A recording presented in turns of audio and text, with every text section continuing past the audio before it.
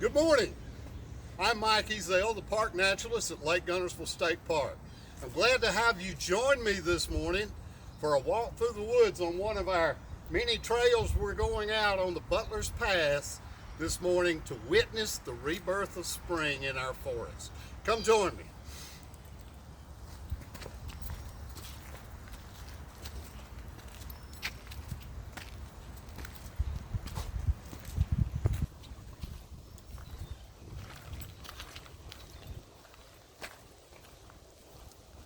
On our trail sign here, Butlers Pass at Lake Guntersville State Park is 1.1 mile.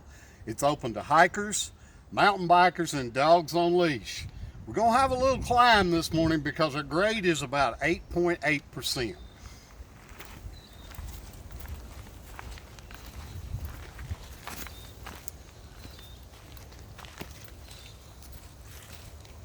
This is a tulip poplar, and as you can see, it's had a pretty rough life.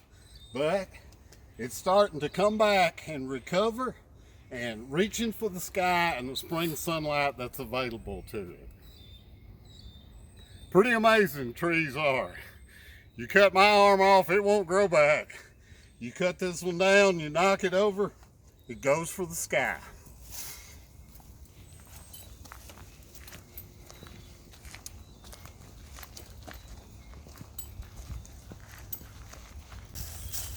Mountain biking is also a popular sport in Lake Guntersville State Park and all of our parks. All of our trails are open and welcome to bikers. Our rule is heels yield to wheels. So we just step aside and let them pass through.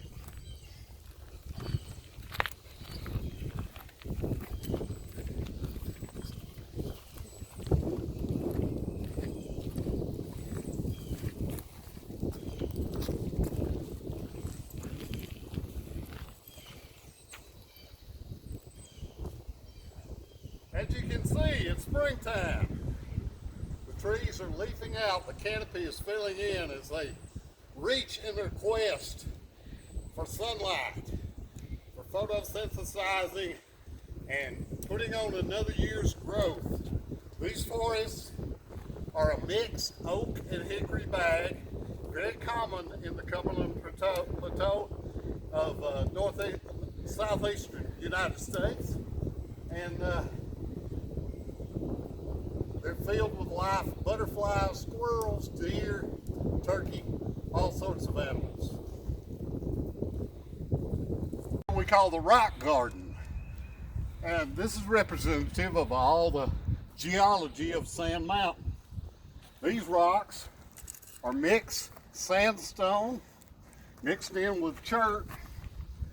People commonly call it pea gravel, that was deposited years ago, long time ago, in layers of sedimentary rock, and they've been worn down over the centuries and are washing downhill. This sand from this sandstone will eventually be at the beaches of Gulf shores, if they still exist at that time.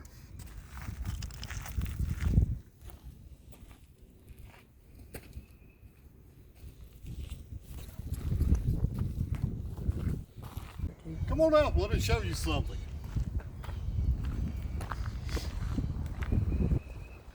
On the surface of this sandstone rock is lots of mosses and lichens. These organisms live on this rock and eventually break it down into the fertile soil that grows all of those delicious tomatoes and potatoes on Sand Mountain. So that's their job, breaking this rock down into soil and completing a cycle that goes on and on and on in perpetuality.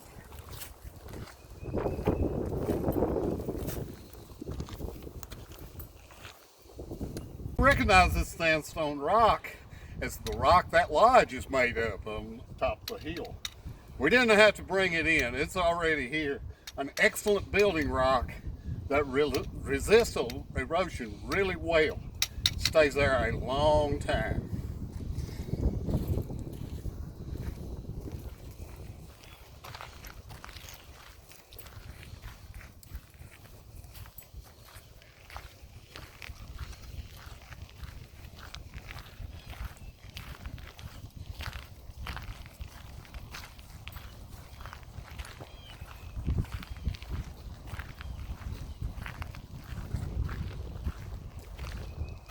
As we're looking down over the top of the mountain, you'll see the trees filling in. Off in the distance is Short Creek, which is a creek that goes into Guntersville Lake from the west side of Lake Guntersville State Park. All right, one of our most fabulous trees in the southeastern forest. This is the flowering dogwood. Blooms about this time every year. What looks like a flower is actually about 28 or 30 flowers in a cluster right in the middle. The dogwood is usually an understory tree. That is, it's not up in the canopy. It stays pretty small, but beautiful. And these things are planted all over the landscape for their beauty and their red berries in the wintertime and their beautiful white blossoms in the spring.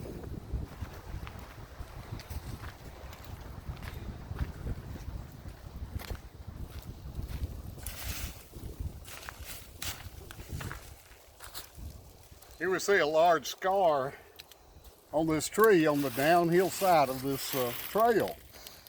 This trail used to be an old logging road. And what happened is sometime way back, 1940s or something, a mule wagon came down this road, perhaps dragging a log or a sack of flour or just anything that might have been in use back then. And it scratched up that tree.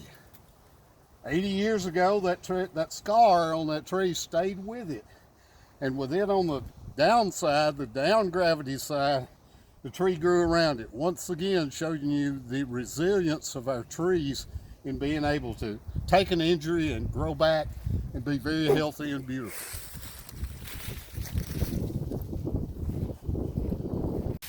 Another unusual growth on our trees. This tree, obviously, when it was young, was bit down by a storm, a person, an ice load. Who knows what happened that bent it over. When its trunk finally broke off, again, it went for the sky and the sunlight above. In a lot of areas in Alabama, they call these Indian marker trees. And it is true that the Cherokee used to bend them on purpose and turn them into these works of art that would mark old paths and things. However, as you see, this tree is pretty skinny, so it's probably not old enough to have been bent over by a Cherokee Indian. More likely this was a storm. It would have to be a lot bigger. The Indian Removal Act was 1833, so that was a long time ago. No way that this tree can be that old. Probably 25 years at best. But something happened, once again, it grew back.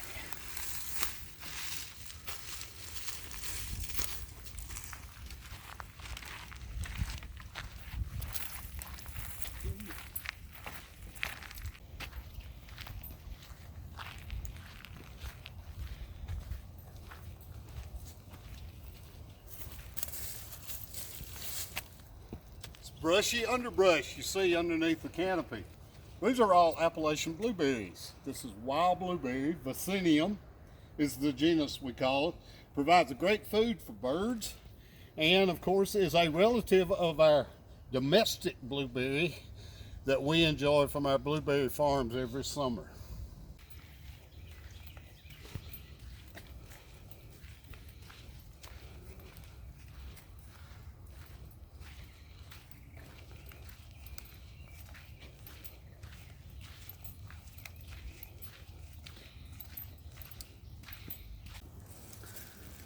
A lot of people call this mountain pine. This is Virginia pine. Of course, it's an evergreen with needles instead of leaves that stay on year-round. The Virginia pine is unique because it comes with 2 needles to a bundle. And those 2 needles, as you can see, have got a little twisty to them there. So Virginia is kind of a scrubby pine. It grows in colonies atop the mountain, usually on top. It doesn't drop its lower limbs, but it's prevalent all the way through the Appalachians. This is a pollen cone for it to put out all that pollen that's choking us right now. And also it has a female flower inside.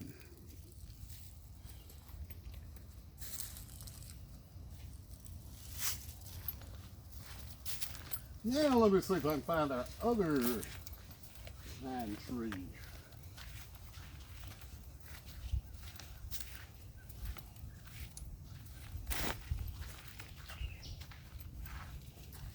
Oh. And our other prevalent pine, this is the loblolly pine. This comprises about 90-something% of all the pine trees in Alabama. So if you call every pine a loblolly, more likely you're correct. But you see how it has 3 longer needles to each bundle. I was taught in dendrology classes that if it has 3 in a bundle, it has an L in it. So it's either loblolly, longleaf, shortleaf, or slash pine. Here we have loblollies in Virginia, as do most of the rest of the Appalachian Mountains. We have this overlook onto beautiful Lake Guntersville. Lake Guntersville is the largest man-made or natural lake in Alabama. It covers about 79,000 acres. It goes from Nickajack Dam all the way up near Chattanooga to Guntersville Dam, which is right around the corner from the city of Guntersville. It's the shallowest lake on the TVA chain. It is an impoundment of what was the Tennessee River, which drains the southwestern Appalachians. Some of those places up in South Carolina and North Carolina get tremendous amounts of rainfall, so water is not an issue. This chain of lakes was impounded back in the 1930s and 1940s. Before that time, people lived in that bottomland because that was where the fertile ground was. And they grew subsistent corn to eat. Remember, there are no Publix back in those days. No Walmart. You had to grow what you ate. And this history of this river and this impoundment goes all the way back to Paleo-Indian time, 12,000 years ago. Indian mounds, small farms, not a lot of infrastructure because there wasn't a lot of roads and bridges back in those days. Cemeteries, farms, barns, small communities, they're all out there preserved forever under 50 feet of water. This is the Virginia pine, and these are the pollen cones. The male part of the pine tree is here. These are the female cones right up above. These are wind pollinated, not done by insects. They put out lots of pollen, and it can travel a long way by being windborne. And these guys are loaded right here. And to ensure cross-pollination, that's what this tree wants to do. It don't really want to pollinate itself because that just eliminates variety in the gene pool. So what it does is it put out this pollen, and you can see there are clouds and clouds of it that go to another tree and hit the girl parts, and boom, you got a pine cone. All the old folks will know this as a shagbark hickory, one of 5 hickory species we have in North Alabama that put out a bunch of nuts for wildlife and for people too if we needed them. You see why it's called shaggy bark, as my old folks used to call it. This is also a great home for a lot of our pollinator bats that we have living around here. So if you have a shagbark hickory in your yard, preserve it. You'll have a lot less mosquitoes in the summertime.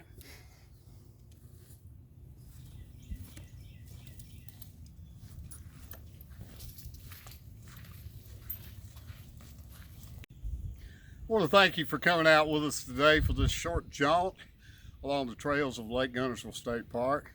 Please come out to our park. We've got 36 miles of trails waiting for you to explore with natural wonders that are beyond belief. Alabama is blessed with an abundance of species of natural resources. We have plants, we have trees, we have wildflowers, birds, mammals, you name it. We are the one of the most diverse states in biology-wise in the United States. We are truly a biological superstar, and it's waiting out here for you to enjoy and explore.